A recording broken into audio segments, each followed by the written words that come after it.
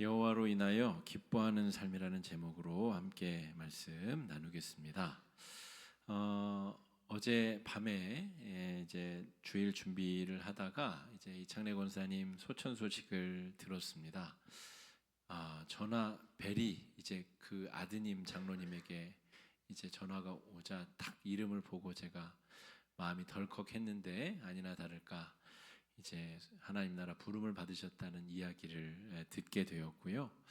유족들이 명절을 앞두고 얼마나 마음이 또 황망할까, 또 명절에 가족들, 친지들 다 모여야 되는 그 앞두고 이런 일이 생겨서 얼마나 마음이 무거울까, 이런 생각을 해보게 되었습니다. 개인과 공동체도 자기가 뜻하지 않았는데 거의 파멸에 준하는 그런 위기에 직면할 때가 있습니다. 내가 자의적으로 실수해서 그런 일이 펼쳐지기도 하지만 그것보다 훨씬 더 많은 경우에는 뜻하지 않게 질병에 걸리거나 전쟁이 발발한다거나 아니면 경제 공황과 위기가 찾아온다거나 여러 외적인 상황 때문에 아주 큰 어려움에 우리가 봉착하기도 합니다. 경제 공황과 1, 2차 세계대전과 또 최근에 우리가 경험한 코로나 전 세계 유행과 같은 그런 일들을 통해서 우리 삶이 완전히 뿌리채 흔들리는 일들을 우리가 어렵지 않게 경험하게 됩니다. 오늘 본문의 배경은 남유다가 바벨론에 의해서 멸망한 이후에 50년의 시간이 흐릅니다. 그리고 바벨론마저 이제 페르시아라고 하는 나라에 의해서 다시 정복당하게 되자 페르시아의 황제가 소수 민족들을 다 자기 고향에 돌아가도 된다고 허용해 줍니다. 그게 나라가 멸망하고 약 50년 뒤의 일입니다. 자, 각자 다 고향으로 돌아가서 너희가 믿고 있는 신 마음대로 섬겨도 돼. 혹시 신전을 짓는 데 도움이 필요하면 페르시아 정부에서 돈을 대줄 테니까 각자 자신의 살던 고향으로 가서 신전을 짓고 너희 신들을 잘 섬기거라. 다만 반역을 베풀지 말고 세금만 잘 낸다면 우리는 너희 소수민족들이 마음껏 너희 신앙생활 하도록 허용해 주겠다. 페르시아가 그런 정책을 펴게 됩니다. 그래서 50여 년 만에 이제 고향으로 사람들이 돌아오게 되는데 수백만 명이 포로로 끌려갔으나 포로에서 고향으로 돌아온 사람들은 십수만 명에 불과합니다. 그러니까 소수의 사람들만 고향으로 돌아왔다는 거죠. 왜 그랬을까? 학자들이 잘 연구해 보았습니다. 이미 50년이 지났으니까, 그리고 1차 포로들, 나라가 망하기 전에 끌려간 포로들로 치자면 약 70년의 시간이 지났습니다. 그러니까 그 땅에서 이미 자식들, 손주들 다 낳고 자리 잡고 살고 있는 거죠. 굳이 그 땅의 삶을 포기하고 예루살렘으로 돌아갈 이유가 없는 겁니다. 그러니까 소수의 사람들만 이제 고향 땅으로 돌아오게 되는데, 귀한 자들에게는 그러면 신나고 좋은 일들만 펼쳐졌을까? 야, 돌아가면 무주공산, 주인이 없는 땅에 가가지고 다 내가 차지하고 좋고 신나고 기대되는 일들만 펼쳐졌을까? 그렇지 않습니다. 그 비어있는 땅에 이미 살고 있는 사람들, 또 저 북쪽에 원래는 같은 이스라엘 민족이었으나 원수지간이 된 사마리아 사람들, 이 사람들은 유대인들이 돌아오는데 싫은 겁니다. 그들이 돌아와서 성전을 짓고 하나님의 백성의 정체성을 유지하는 게 세민하고 싫은 거예요. 그래서 성전을 짓고 성벽을 짓는데 어마어마한 공격과 또 이 방해 공작에 시달리게 됩니다. 테러를 당하기도 하고 무기를 들고 쳐들어와서 사람들의 목숨을 해치기도 하고 공공연하게 성전이 지어지고 성벽이 지어지는 일을 방해했다라고 하는 겁니다. 그러니까 예상한 대로 내가 다 버리고 돌아가면 좋은 일이 펼쳐질 줄 알았는데 다 버리고 왔는데도 또 역경과 환난이 시작됐다라고 하는 것이죠. 기대감이 크면 실망감도 크겠죠. 그죠? 빛이 강하면 빛의 반대편에 있는 그림자도 강하고 짙게 드리워지게 됩니다. 어떤 사람을 너무 좋아하게 되면 실망도 크게 되고 또 배신감도 크게 느껴지게 되는 거죠. 정말 모든 것을 다 버리고 고향으로 돌아왔는데 이것뿐이야? 라고 생각하게 되는 사람들이 많았다라고 하는 겁니다. 그래서 여러분, 이런 문제를 해결하기 위해서는 균형 감각을 가지는 것이 굉장히 중요합니다. 외적인 재건이 있으면 내적 재건이 반드시 뒤따라와야 됩니다. 내면을 재건한 다음에는 외형적 재건을 반드시 병행해야 됩니다. 이것이 이루어지지 않으면, 이것이 균형이 깨어지게 되면 그림자가 빛을 집어 삼키게 된다라고 하는 것이죠. 이게 무슨 말이냐면, 오늘 본문의 상황이 이스라엘 백성들이 귀환하자마자 첫 번째로 한 일은 성전을 짓는 일이었습니다. 성전을 짓고 그 다음에 이제 여력이 조금 생기자 예루살렘 성벽을 쌓았습니다. 아까 원수들, 방해하는 자, 시기 질투하는 자들이 많았다 그랬잖아요. 근데 그게 그냥 말로 위협하는 게 아니라 실제로 무기를 들고 찾아와서 사람을 해치고 테러하고 성전을 짓는 것을 방해했기 때문에 성벽을 건축하는 것이 굉장히 중요했습니다. 그리고 군사를 배치하고 파수꾼을 세우고 위험을 막는 것, 이게 굉장히 중요했다는 거죠. 이 두 가지를 하고 난 다음에 사람들이 이제 다 됐다, 잔치 벌이고 즐겁게 이제 안전하니까 흥청망청 재미나게 지내보자, 이런 것이 아니라 외적 건축을 마치고 난 다음, 재건을 마치고 난 다음에 내적 재건에 들어갑니다. 그것이 오늘 느헤미야 8장에 등장하는 내용입니다. 학사 에스라, 학사라는 말은 지금으로 치자면 박사님 이런 뜻입니다. 성경 박사님. 근데 이 사람이 공교롭게 제사장이었어요. 제사장 학사 에스라, 에스라는 이름이고요. 제사장 겸 성경 박사인 에스라를 청하여서 모두가 이렇게 다 모인 거예요. 수문이라고 하는 여러 문들 중에 수문이라는 것 앞에 광장에 모든 성도가 다 모여서 우리가 다 모였으므로 우리 성경 박사님 에스라님 오셔서 율법책을 좀 읽어 주십시오. 우리가 지금 성전도 짓고 성벽도 지었는데 이것만 해가지고는 우리의 마음의 공허함이 다 채워지지 않습니다. 뭔가 문제가 아직도 해결이 되지 않은 것이 분명하니 우리 앞에서 율법책을 읽어 주십시오. 이런 요구를 했다는 거예요. 그러니까 외적 재건이 다 갖추어졌는데 이런 거 있잖아요. 막 청춘을 다 바쳐서 어떤 사업가가 큰 사업을 일구었는데 자식들도 다 떠나고 부인도 떠나고 친구도 없고 외톨이 혼자 남은 부자, 이런 사람처럼 외적인 것은 뭔가 다 갖추어져 있는데 내면이 텅텅 비어버린 상태. 그래서 백성들이 에스라에게 말씀을 읽어주십시오, 이렇게 요청을 했다는 겁니다. 1절 말씀 한번 읽어보겠습니다. 시작. 이스라엘 자손이 일곱째 달에 이르러 모든 백성이 일제히 수문 앞 광장에 모여 학사 에스라에게 여호와께서 이스라엘에게 명령하신 모세의 율법책을 가져오기를 청하매. 자, 이들이 생각한 것은 무엇이냐면 성벽을 쌓아 올린다 한들 성벽이 우리를 보호할 수 없다는 확신이 든 겁니다. 우리가 다시 이 성벽이 무너지고 우리의 신앙을 잃지 않으려면 다른 방책이 필요하다는 거예요. 성벽이 아니라 다른 것이 필요한데, 그러려면 50년 전에 우리 조상들은 왜 멸망하였는가를 생각해 보았더니 하나님의 말씀대로 살지 않았다는 거예요. 하나님의 말씀대로 살지 않아서 이 나라가 멸망당하고 50년간이나 포로 생활을 하다가 돌아오게 되었다. 그러므로 우리가 지금 해야 될 일은 외적 방책을 강구하는 것도 중요하고 우리의 내면에 바른 기준, 말씀에 의한 바른 기준을 세우는 것이 너무너무 중요하다, 이런 깨달음을 얻었다는 거예요. 그래서 수문 앞 광장에 모인 사람들이 어떻게 했는지 아세요? 새벽부터 정오까지 하나님의 말씀을 듣는데 에스라가 특별히 만든 나무 강단에 서서 율법 두루마리를 펼치고, 여기서 율법 두루마리는 모세오경을 말하는 겁니다.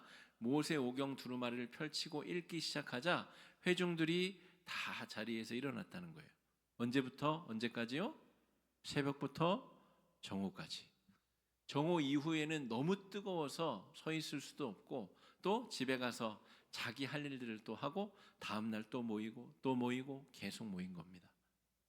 하나님의 말씀이 선포될 때 다 함께 자리에서 일어나서 새벽부터 정오까지 말씀을 들으며 펑펑 울었다는 거예요.